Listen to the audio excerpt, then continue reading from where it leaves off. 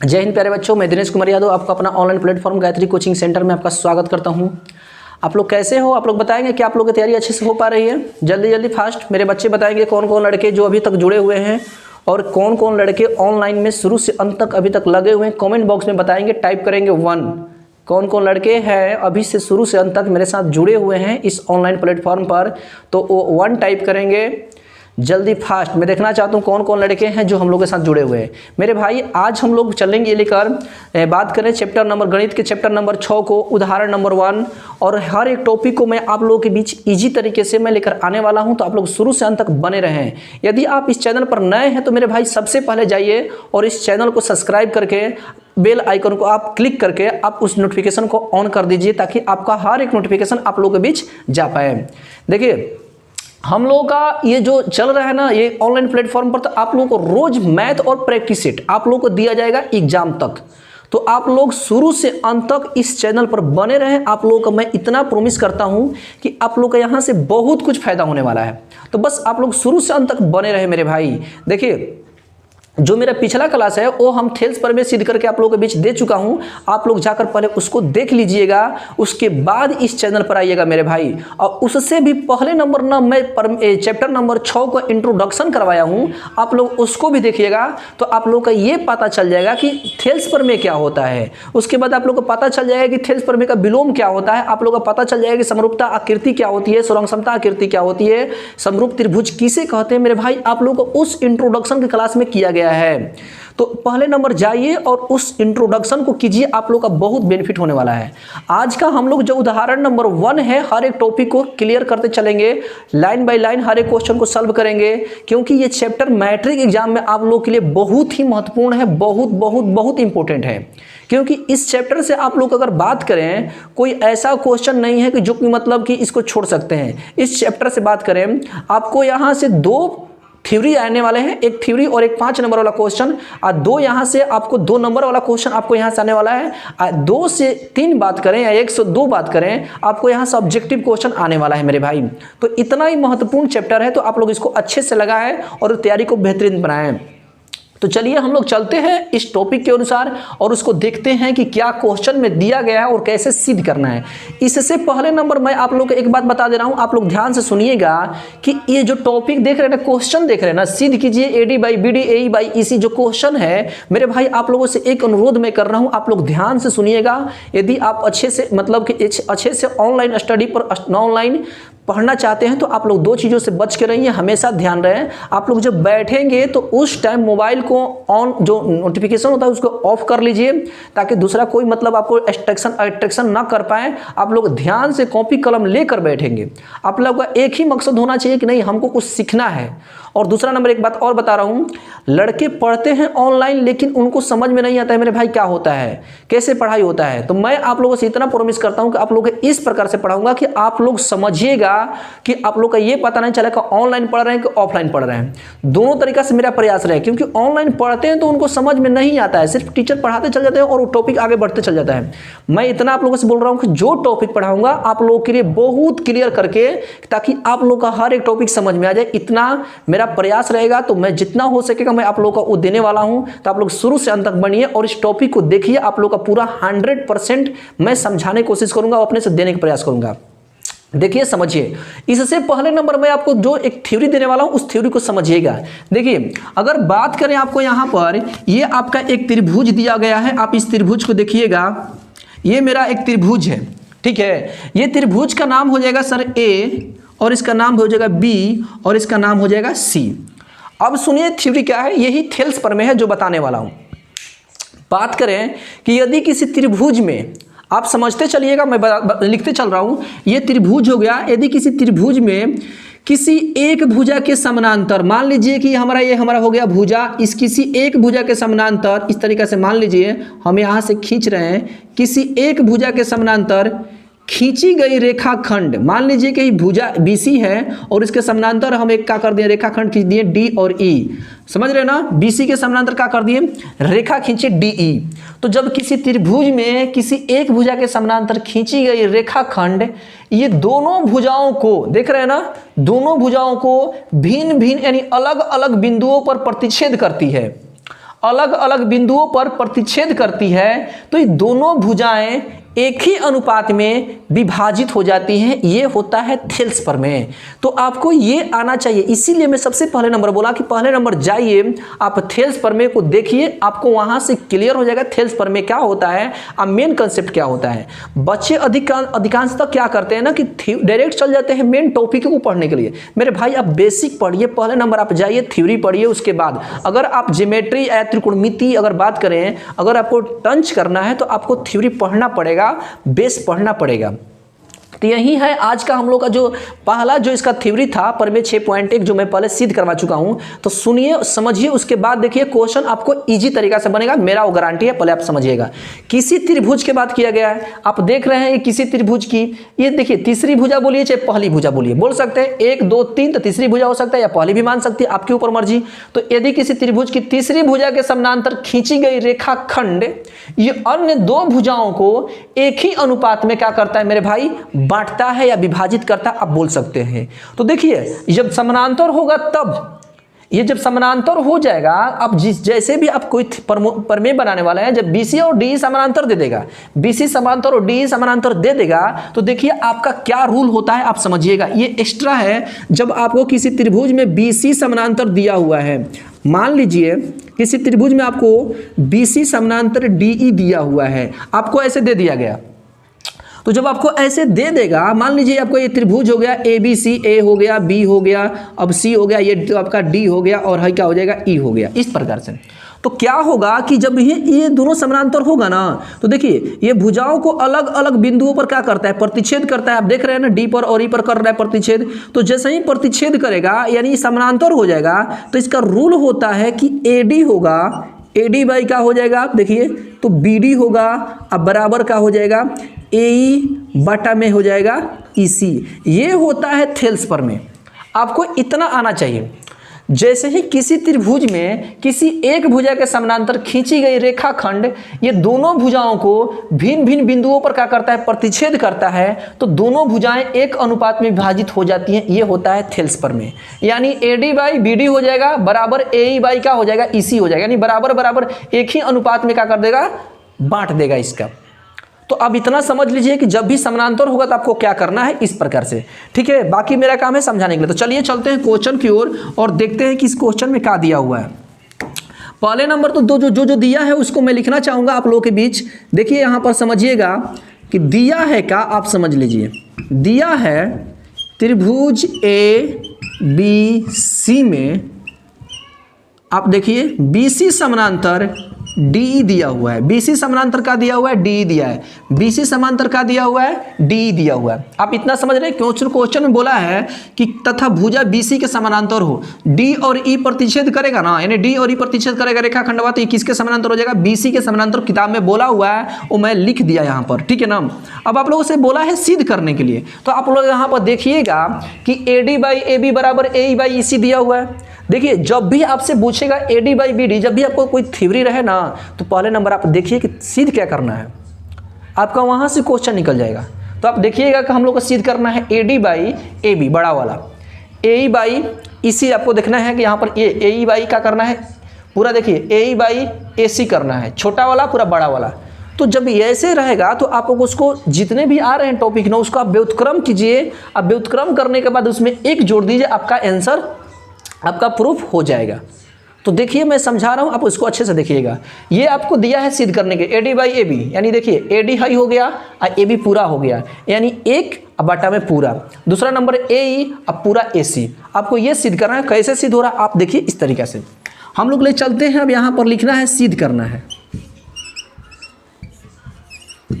सिद्ध करना है।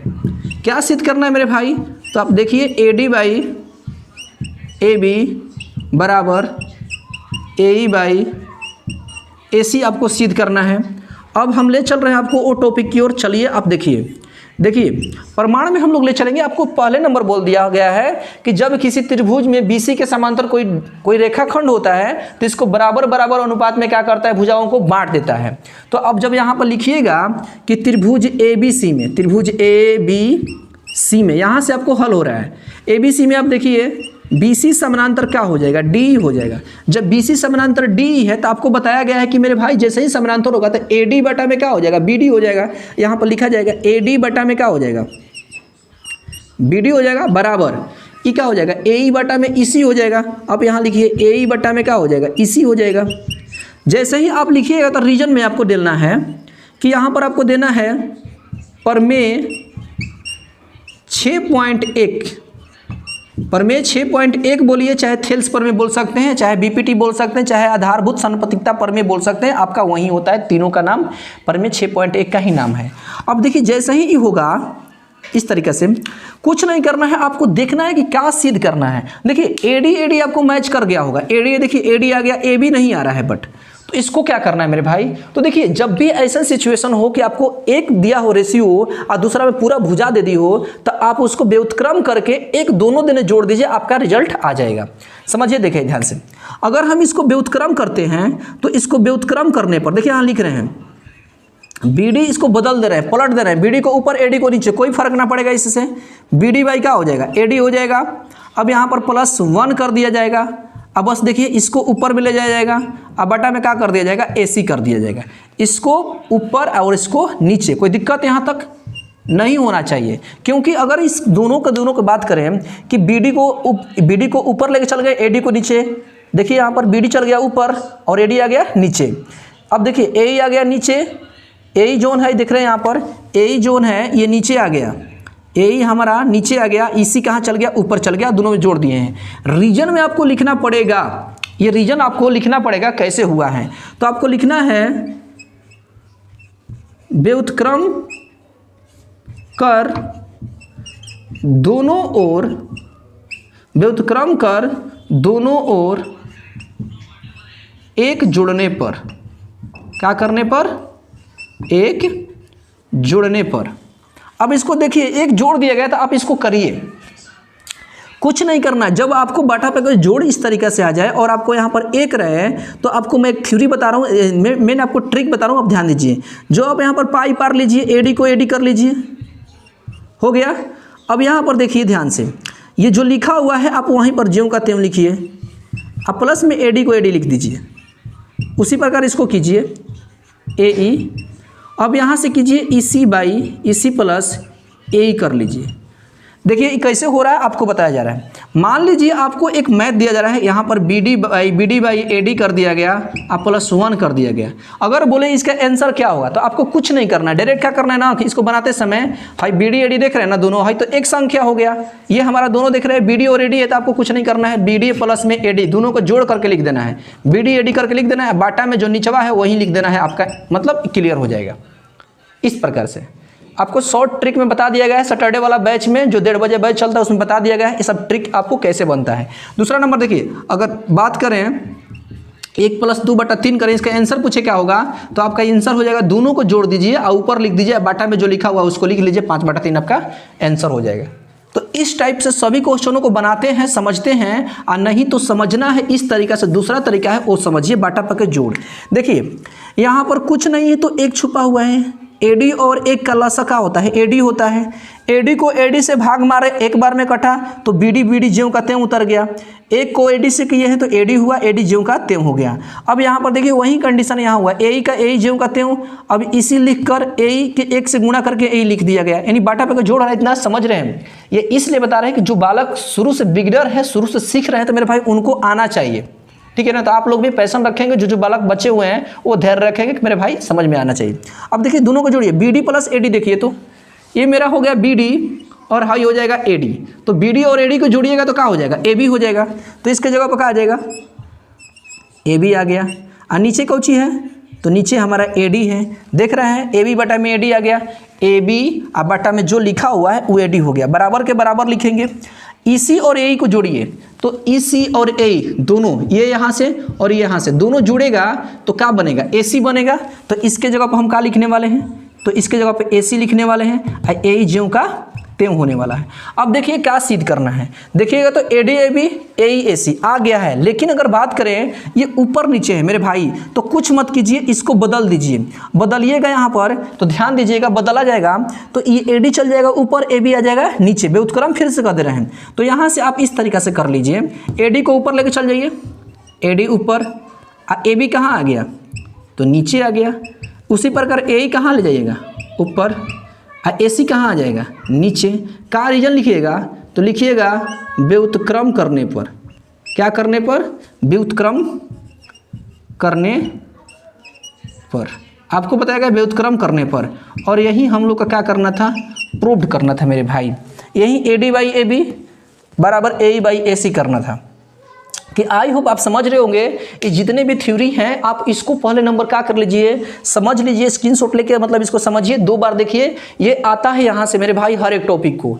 तो मैं आपसे आशा करता हूँ कि आप लोग समझते रहिए, अगर नहीं समझ में आ रहा है तो आप लोग कमेंट बॉक्स में जवाब दीजिए कि नहीं आ रहा है, आप लोग को फिर से पुनः समझाया जाएगा। यदि आपको इतना ज़रूरत है कि नहीं शुरू से सीखें, एकदम आप 0 लेवल के हैं, तो मेरे ऑफलाइन कोचिंग में आप आइए, आपका स्वागत है, आपको हर एक टॉपिक को समझाया जाएगा बहुत बेहतरीन तरीका से मेरे भाई। तो आप लोग वहां पर आकर अपना टाइम दे सकते हैं, मैं आप लोगों के लिए तैयार हूं टाइम देने के लिए। तो अगर आपको किसी भी टॉपिक में कमजोर हैं या मतलब पढ़ना चाहते हैं तो मेरे ऑफलाइन कोचिंग में आइए। यदि आप पढ़ने में ठीक है, आपको कोई दिक्कत नहीं है, तो आप ऑनलाइन से भी तैयारी करिए, कोई दिक्कत नहीं। मैं आप ऑनलाइन में भी आपको मैं हर एक टॉपिक समझाने वाला हूँ मेरे भाई। तो आप लोग को जो पसंद है आप वो काम कीजिए, लेकिन अगर आप चाहते हैं कि नहीं ऑफलाइन पढ़ें तो आप आ सकते हैं इस कोचिंग में, आपको कोई दिक्कत नहीं होने वाला, इतना मैं आपसे वादा करता हूँ। तो देखिए ये हम लोग का जो क्वेश्चन था उदाहरण नंबर 1 इस प्रकार से होगा। ये क्वेश्चन मैट्रिक एग्जाम में मेरे भाई आता है, ऐसे ऐसे क्वेश्चनों को तो आपको थ्योरी आना चाहिए। तो हम लोग का उदाहरण नंबर 1 हो गया। अब हम लोग का उदाहरण नंबर 2 की ओर चलेंगे, और उदाहरण नंबर 2 में जो भी क्वेश्चन है उस क्वेश्चन को हम लोग चलते हैं उदाहरण नंबर 2 की ओर और देखेंगे उदाहरण नंबर 2 में क्वेश्चन किस प्रकार से कह रहा है। देखिए उदाहरण नंबर हम लोग चलेंगे 2 में, पहला आपको मैं समझा दिया। अब दूसरा नंबर देखिए जितने भी आप एक थोड़ा सा समझिएगा, प्रमेय 6.1 सिद्ध किया गया है और प्रमेय 6.1 के ही इर्द गिर्द क्वेश्चन सभी के सभी आ रहे हैं। किसी में थेल्स प्रमेय लग रहा है तो किसी में थेल्स प्रमेय का विलोम लगेगा। तो मेरे भाई आप लोग जाकर पहले नंबर उस थ्योरी को आप जरूर देखें। इस क्वेश्चन को देखिए क्या कह रहा है। क्वेश्चन में दिया है कि ABCD एक समलंब है, ठीक है ना। आपको एक ABCD दिया गया है, उसमें बोला गया है कि समलंब है। तो समलंब में आप जानते हैं कि उसकी अपोजिट साइड जो होती हैं वो क्या होती है, समानांतर होती है, बट बराबर नहीं होती है। और 2 जो साइडें होती हैं वो कभी भी समानांतर नहीं होती हैं। तो आप लोग यहाँ पर समझ सकते हैं कि समलंब में ये दोनों के दोनों समानांतर होती है बट बराबर नहीं होगी, और ये दोनों भुजाएं क्या होती है, असमांतर होती है। तो चलिए बोला है समलंब है जिसमें AB समानांतर CD है, AB समानांतर CD है, ये आपको दिया गया है, इसमें दिखा रहा है AB समानांतर CD है।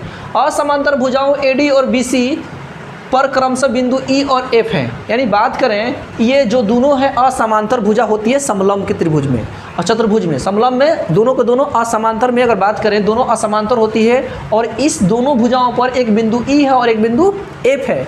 तो आपसे बोला गया है स्थित है कि EF भुजा AB के समानांतर है। तो आपको फिर दिखा दिया गया कि EF जो है ना ये भुजा AB के समानांतर है। फिर दे दिया गया आपको यहाँ पर समानांतर है, क्योंकि समलंब में ये और ये समानांतर ऑलरेडी होता है, और यहाँ पर बोल रहा है कि EF समानांतर AB है। तो आप बताइए, तो जब ये इसके समानांतर हो गया और ये इसके समानांतर हो गया तो EF इसके भी समानांतर हो जाएगा, क्योंकि मेरे भाई हाई दोनों समानांतर है और हाई इसके भी समानांतर है, उस कारण से हाई वाला इसके भी समानांतर हो जाएगा। तो यहाँ तक समझ गए। अब देखिए क्या बोला है, तो दर्शाना है आपको कि AE बाई ED बराबर BF बाई BC है। तो आपको सोचना है कि AE कहाँ पर है। आप समझिए, किसी भी थ्योरी को बनाने से पहले आप देखना है कि सिद्ध क्या करना है, आपको क्या दर्शाना है, आप समझिए। AE बाई ED आपको दिखाना है, AE बाई ED लेना है, अब BF बाई BC लेना है। तो BF बाई BC यानी हाई और ये AE बाई ED और ये भुजा BF बाई अगर BF अपॉन FC और AE अपॉन DE आपको सिद्ध कर रहा है। तो आप कैसे कहिएगा, आप यहाँ पर समझिएगा, कुछ नहीं करना है। सबसे पहले नंबर जो दिया हुआ है आप पहले उसको लिखिए, ठीक है ना। आप उसको लिखना है आपको। देखिए यहाँ पर बात करें, सबसे पहले नंबर जो दिया हुआ है मैं वो लिख रहा हूँ। सबसे पहले नंबर आपसे बात किया गया है, क्या क्वेश्चन में दिया हुआ है आप देखिए। दिया है क्या कि ABCD एक समलंब है। आपको लिखना है ABCD एक समलंब है, ABCD एक समलंब है जिसमें ए बी समांतर डी सी है, ए बी समांतर बात करेंगे, ए बी समांतर डी सी तथा बात करेंगे ई एफ समांतर ए बी है, ए बी के समानांतर है, ई एफ भुजा ए बी के समानांतर है, ई एफ भुजा ए बी के समानांतर तो भी हो गया। अब आपको क्या बोला गया है, आप यहाँ से रचना करेंगे, रचना में क्या करेंगे आप उसको देखिए, रचना में मैं आपको करने वाला हूँ। पहले नंबर आपको दिया गया है क्या, वो देख लीजिए। अब यहाँ पर सिद्ध क्या करना है, सिद्ध करना है। आप देखिए सिद्ध आपको करना है A by E D, A by आपको करना है ई डी बराबर आपको करना है B F by B C करना है, ए बाई ई सी बराबर B F by B C करना है। अब यहाँ पर देखिए थोड़ा सा आप यहाँ पर कीजिए कि सोचिए अपने से कि क्या ए बाई ई सी हो सकता है, ऐसे नहीं हो सकता है, तो रचना करना पड़ेगा। वो रचना कैसे कीजिएगा, तो ऐसे देखिए सोचिए थोड़ा सा कि आप कैसे कर सकते हैं, तो आपको रचना करना पड़ेगा। रचना में क्या कीजिएगा, ए को सी से मिला दीजिए, ए को सी से क्या कीजिएगा मिलाइएगा। तब आपको यहाँ पर देखना है, इसको थोड़ा सा ए को सी से मिलाइए, ए को सी से मिला दीजिए, ए को सी से मिला दिया गया।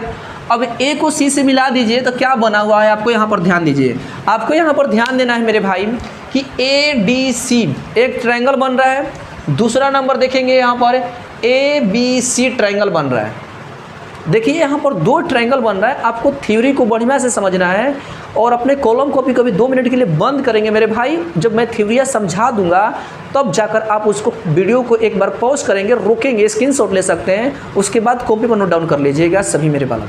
अभी फ़िलहाल आपको देखना है थ्योरी को। जैसे ही रचना करेंगे तो ये हमारा एक त्रिभुज बनेगा, ट्रायंगल बनेगा A B C, A D C, आप देख रहे हैं ए डी सी। दूसरा बन रहा है ए बी सी।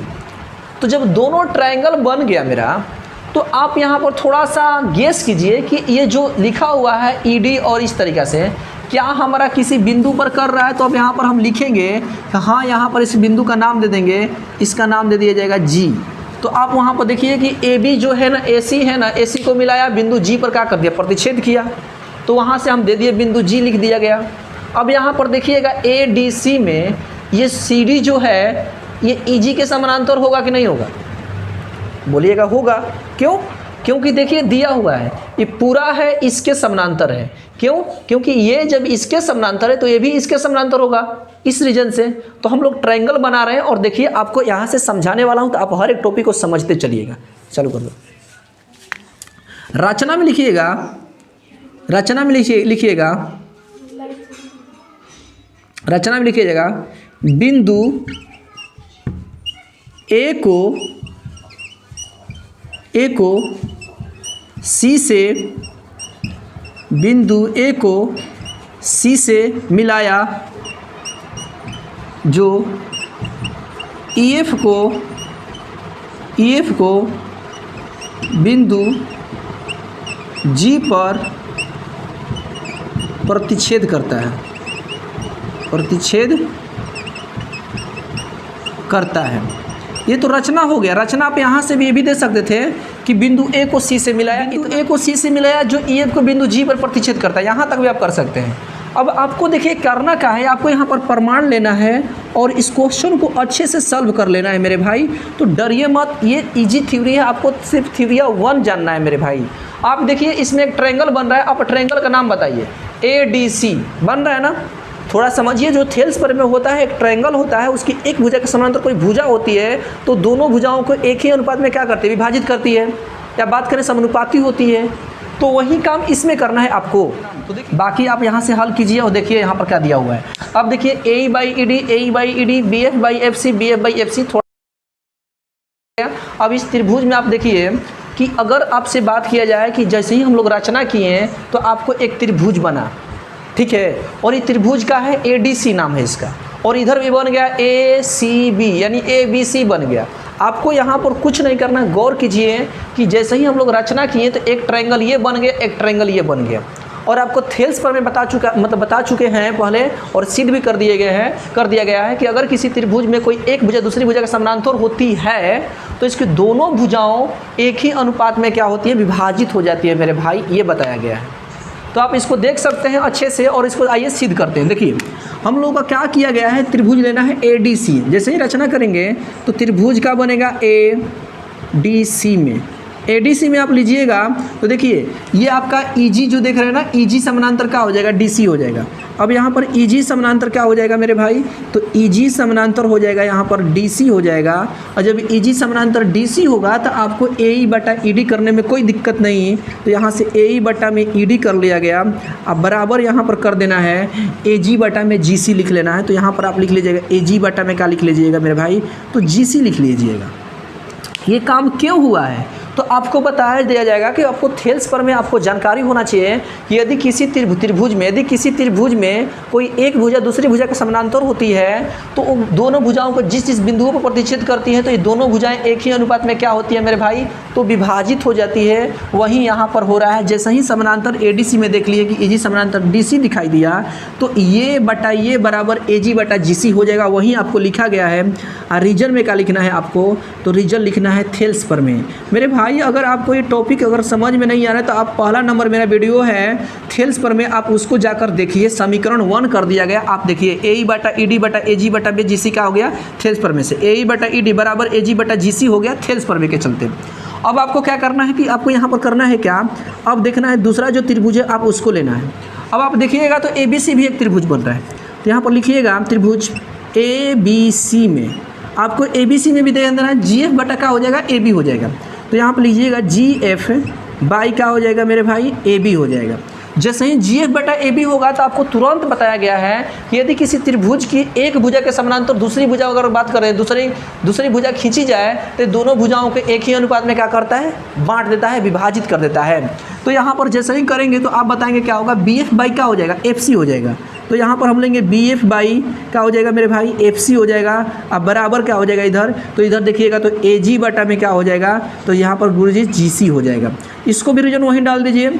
यहाँ हम लिखेंगे थेल्स पर में, आप थेल्स पर में लिखिए और थेल्स पर में के बाद इसको क्या कर दीजिए, समीकरण क्या कर दीजिए 2 कर दीजिए।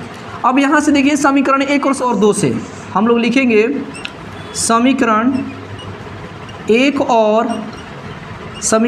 और 2 से। आप देखिएगा समीकरण 1 और 2 से मेरे भाई, तो समीकरण 1 में क्या है आप उठा कर लाइए यहाँ पर। तो समीकरण 1 में है AE बटा में लिखेंगे ED और बराबर यहाँ पर लिखा गया है AG बटा में EG बटा में क्या लिखिएगा GC लिखिएगा। तो अब समीकरण 1 तो लिख दिया गया यहाँ पर। अब समीकरण 2 से पूछा गया तो समीकरण 2 में आप उठा कर ले जाना है। तो देखिए पुनः लिखिए इसको, AE बटा में क्या लिखिए ED लिखिए और बराबर AG बटा GC के जगह पर क्या लिखिएगा, AG बटा GC के जगह पर लिखिएगा BF बाई FC। तो आपको यहाँ पर लिखना है BF बाई क्या लिखना है मेरे भाई FC लिखना है। अब यहाँ पर आप देखिएगा तो यहाँ रीजन डाल दीजिए AG बटा में GC बराबर आपको लिखना है BF बटा में FC लिख लीजिए। आपको कोई दिक्कत नहीं होगा। आप देखिए ध्यान से, यही आपको क्या करना था, सिद्ध करना है। आप देख लीजिएगा AE बटा ED BF बटा में FC आपको सिद्ध करना है इस तरीक़े से। तो मेरे भाई ये आपका मतलब एक उदाहरण दो मैं यहीं तक समाप्त करता हूं। तो आप लोग इसको देखिए अच्छे से। अगर न समझ में आया हो मेरे भाई तो आप कमेंट बॉक्स में ज़रूर बताइए। और मैं आपसे एक बात बोल रहा हूं कि आप लोग इसको जितने भी थ्योरी हैं आप जाकर पहले थ्योरी को देख लीजिए, उसके बाद ये पूरे के पूरे आपको क्लियर हो जाएगा। तो आप देख सकते हैं, पूरे को नहीं समझ में आएगा तो आप देखिएगा ADC में EG समांतर CD, तो इसलिए दोनों भुजाएं देखिए AE बटा ED बराबर AG बटा GC किया गया है, समीकरण फर्स्ट किया गया है। त्रिभुज ABC में देखिए GF बराबर AB है, GF समानांतर AB, तो आप यहाँ से देख लीजिए ये दोनों हो गया। अब समीकरण 1 और 2 कर दिया गया, उस कैटेगरी से आपका ये पूरे के पूरे थ्योरी बन गया। तो आप यहाँ से समझ सकते हैं हम लोग आज के जितने भी आगे क्वेश्चन है सबके सब क्वेश्चन लेकर आने वाला हूँ मेरे भाई। तो आप लोग पहले नंबर जाकर इसको अच्छे से कीजिए, उसके बाद उदाहरण नंबर 3, 4, 5 अगर बारी बारी से हर एक टॉपिक को मैं आप लोगों के बीच लेकर आने वाला हूँ। तो आज के लिए इतना ही, अब मिलते हैं अगले क्लास में बहुत बढ़िया से। तो मेरे भाई तब तक अपना ख्याल रखें, बड़ों का आदर करें। जय हिंद, जय भारत। मिलते हैं नए क्लास में।